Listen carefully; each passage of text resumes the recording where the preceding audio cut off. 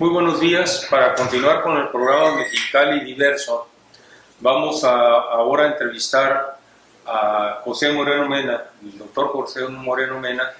Él es sociólogo, activista, es investigador en el Instituto de Investigaciones Sociales de la UABC y siempre ha estado vinculado a los movimientos sociales. Yo lo conozco desde hace más de 30 años.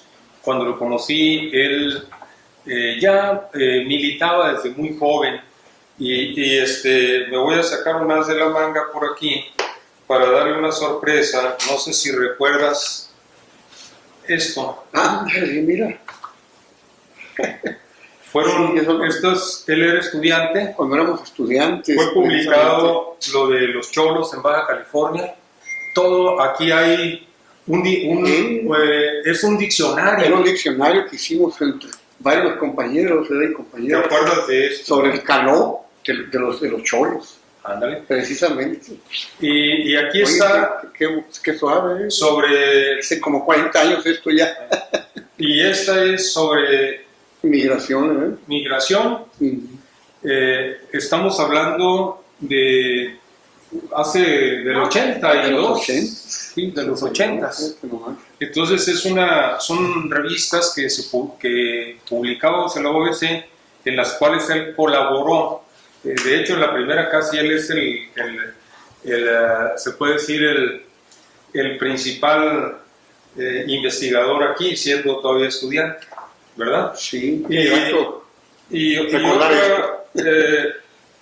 otra de las sorpresas que tengo es esto. También lo hicimos en el 89, ya habíamos egresado. Sí. Cuando andábamos en los movimientos urbanos populares, precisamente. Sí. Esta revista, yo era presidente del colegio de la Asociación de Sociólogos y se dieron los primeros movimientos urbanos populares acá, donde ellos participaron en las invasiones de tierras con alumnos de la Facultad de Ciencias Políticas como Saguier, José, que eran activistas, y les publicamos esta revista que yo creo que son...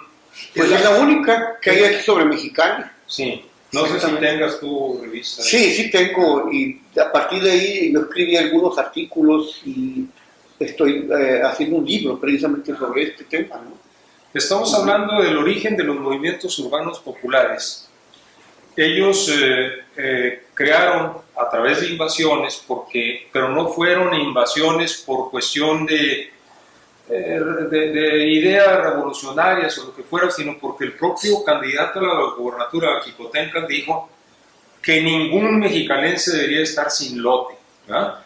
Y él no cumplió y ustedes crearon como 30 colonias invadiendo, ¿verdad? Bueno, ya te doy la palabra. En realidad había una gran necesidad de vivienda en esos años, ¿no?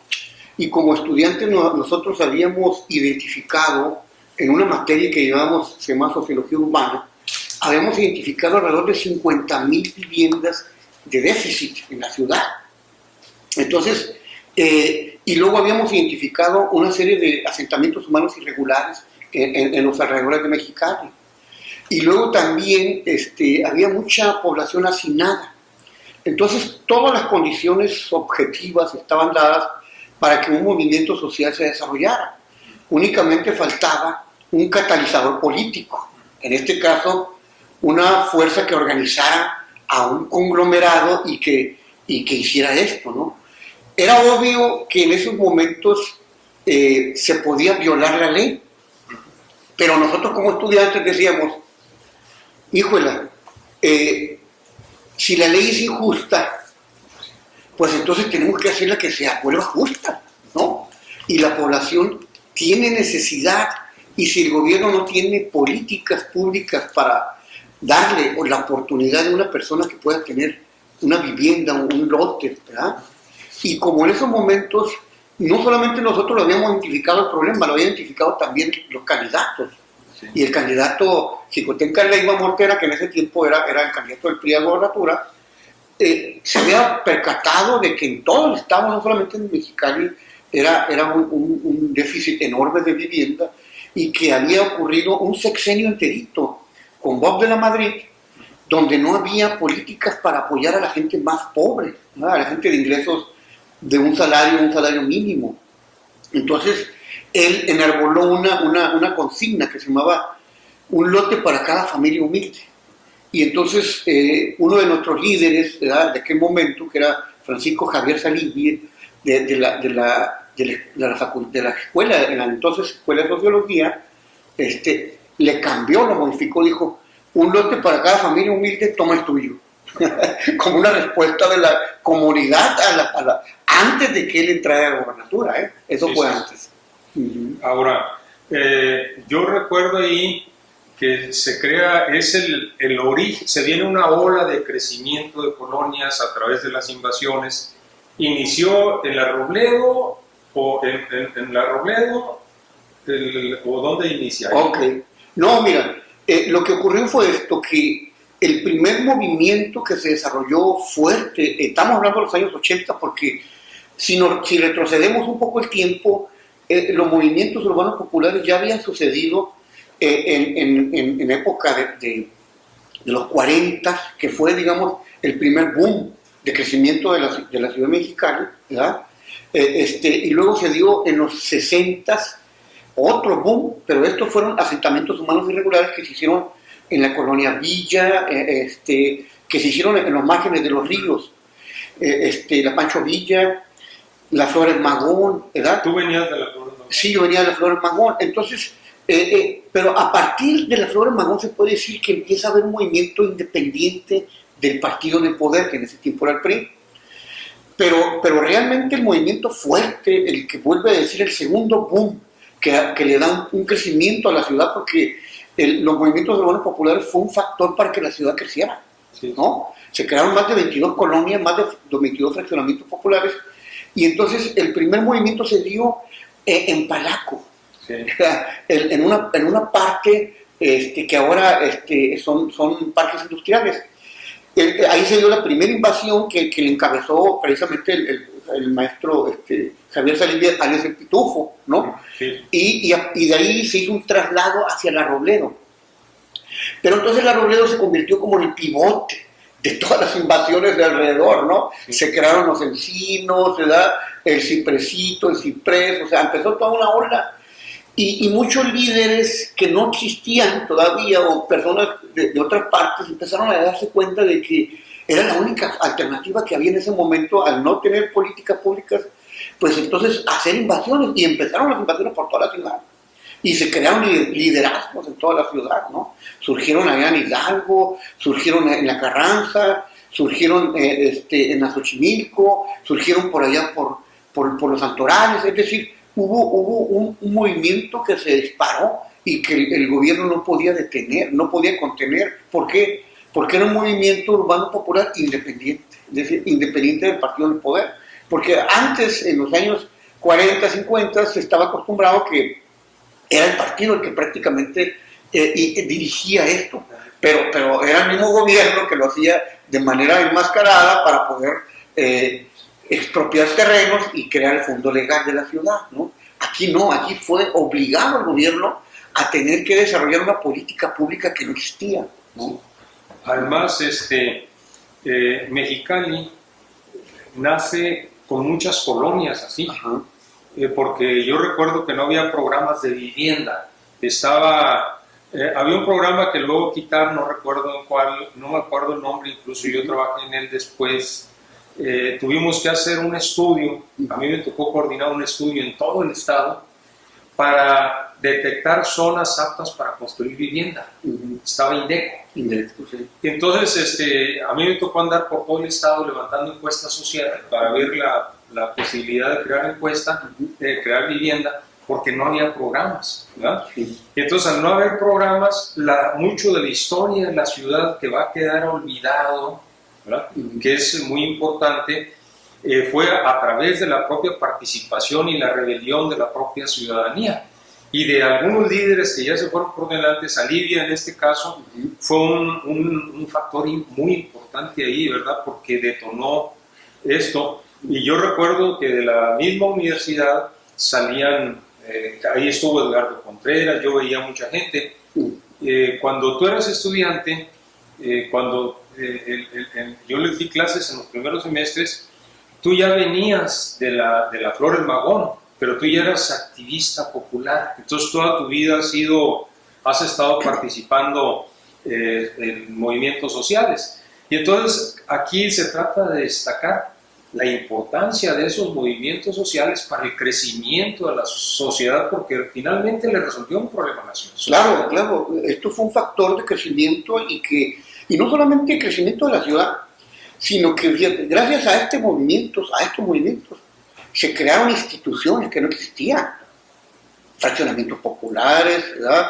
En la misma inmobiliaria. Además, el gobernador actual salió de ahí, fue director de la inmobiliaria, etcétera. Es decir, se crearon instituciones, pero tal vez una de las cosas importantes que hay que destacar es que este movimiento surgió de la universidad.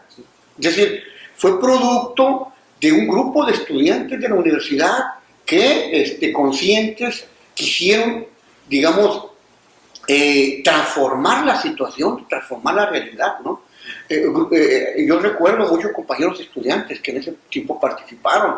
Juanón, que le decíamos el Juan Vázquez, ¿verdad? Edgardo, bueno, ellos en otra parte, Silvia Beltrán, que había sido activista en la universidad, Marcia, yo me acuerdo de mi grupo Manuel Ibarra, que está en el Senado. Genaro no participó. Pero él andaba con Salivia, pero ellos andaban con una organización política. Una organización política. Sí. Sí, entonces prácticamente el grupo que inició todo esto fue un grupo de sociología. Sí. Y hay que reconocerlo, es decir, hay que darle su valor porque pues ya es historia, ¿no? Y a partir de ahí distintos estudiantes de otras facultades se fueron uniendo, ¿no? De Derecho, hubo asesores, abogados de Derecho, de la Facultad de Derecho que actualmente. Entonces, sí es importante destacar esto porque pues no se reconoce en ocasiones, ¿no? ¿Ya? Entonces, salieron de ahí estudiantes y se fueron a trabajar a las colonias y crearon todo un movimiento social que fue tal vez el segundo movimiento más importante en Baja California, después de la huelga universitaria. ¿Ya? Sí, de eso a lo mejor podemos hacer otro programa porque también coincidimos tú y yo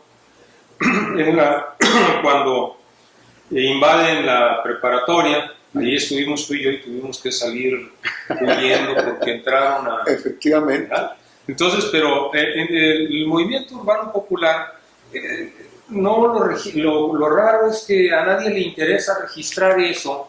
Yo guardé esta revista que pudiese ser un poco la pauta, pauta de hecho, escribir ahí. De hecho, aquí hay dos artículos que tratan de registrar un poco lo que sucedió en las invasiones en ese momento.